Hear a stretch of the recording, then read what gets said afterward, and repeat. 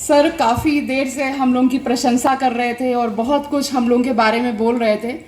मैं वहाँ बैठी सुन रही थी तो मुझसे रहा नहीं गया, तो मैंने सोचा कि सर ने इतना कुछ हम लोगों के बारे में बोला है, मैं ज़्यादा नहीं सिर्फ 1 मिनट सर के बारे में बोलूँगी। सर, विनम्रता से एक बात कहना चाहती हूँ कि इस प्रकृति में जितने भी जीव हैं वो सब सिर्फ एक ही चीज़ की चाहत सबसे ज़्यादा रखते हैं और वो है प्रेम। चाहे वो पेड़ पौधे हों या कोई जानवर हो। हम अगर अपने घर में एक डॉग भी पालते हैं तो देखते हैं जो उसको सबसे ज़्यादा प्रेम करता है वो स्वतः ही उसके ऊपर कूद पड़ता है। उसको कुछ भी सिखाने बताने की आवश्यकता नहीं रहती है।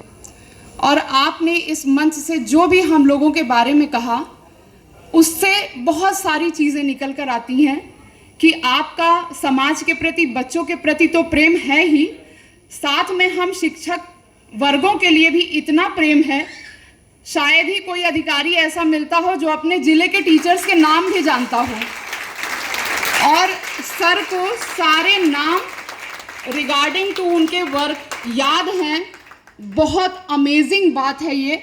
हम सब भी जहाँ भी हैं, यहाँ बहुत कम लोग उपस्थित हैं, मैं बहुत सारे शिक्षकों को ऐसा जानती हूँ जो इतना अच्छा काम करते हैं अपनी अपनी जगह और उनको कोई नहीं जानता।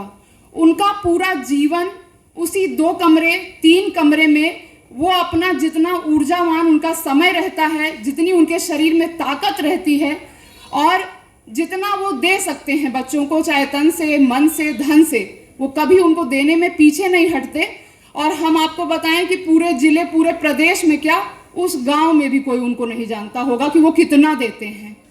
और सरकार हमको दे रही है, हमारे जीवन यापन के लिए हमको सरकार इतना दे रही है कि हम एक स्टैंडर्ड लाइफ जी सके। लेकिन जो दे रही है वो तो हम कर रहे हैं, हमारी ड्यूटी है पढ़ाना, प्रेम पूर्वक पढ़ाना। लेकिन शिक्षक उस पढ़ाने से हटकर भी इतना कर रहे हैं। मैंने टीचर्स को टॉयलेट साफ करते देखा है अपने बगल के ही स्कूल में। मैंने टीचर्स को अपनी गोदी में सुलाते, अपने हाथों से खिलाते, चलो भैया आप सो जाओ 1 घंटा, तुम लोग बहुत थक गए हो। उसके लिए वो क्या चाहते हैं? क्या वो पैसा पूर्ति करता है उन चीज़ों की? उन्हें सिर्फ एक शाबाशी चाहिए, कहीं से सिर्फ एक, कि कोई आए उनका आकलन न करे।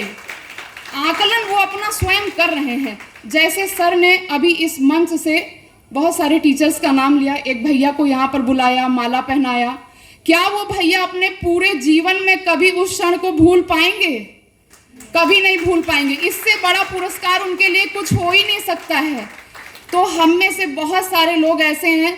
मैं सिर्फ ये कहना चाहूँगी कि अगर सर जैसे कुछ एक लोग हो जाएं तो शायद हम लोग के भीतर जो चिंगारियाँ हैं ना, दहक उठेंगी।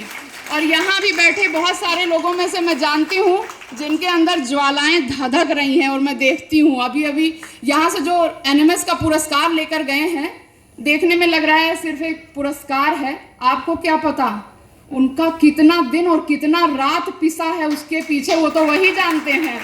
कितनी तैयारी होती है, कितनी योजनाएं, कितनी रीजनिंग वो खुद पढ़ते हैं, खुद को पहले ताकतवर बनाते हैं, तब उसको ट्रांसफ़र करते हैं अपने बच्चों में। ये आसान नहीं है। ये 2-4 तालियां बजाकर हम उनके लिए कुछ नहीं कर पाएंगे, क्योंकि आपने उनकी ऊर्जा जब आप देखेंगे ना कि वो किस तरह से अपने आप को उसमें झोंक रहे हैं, तब आप जानेंगे कि बंदा कितनी मेहनत कर रहा है। तब जाके वो अपने स्कूल के 10 बच्चे, 8 बच्चों को वहाँ तक सेलेक्ट करा पा रहा है। तो सर बहुत बहुत धन्यवाद आपका मैं इस मंच से। और मैं अपने बच्चों के बारे में कभी कभी थोड़ा बहुत लिखती रहती हूँ, तो उसमें से 4 लाइनें जो मैंने कभी अपने बच्चों के लिए लिखी थी कि कुछ वर्षों की चमक नहीं हो तुम, जीवन जैसा जुनून हो तुम। कुछ वर्षों की चमक नहीं हो तुम, जीवन जैसा जुनून हो तुम, और किसी मंजिल तक पहुंचने का रास्ता नहीं हो तुम, मेरी रोज थकती आंखों का सुकून हो तुम। धन्यवाद।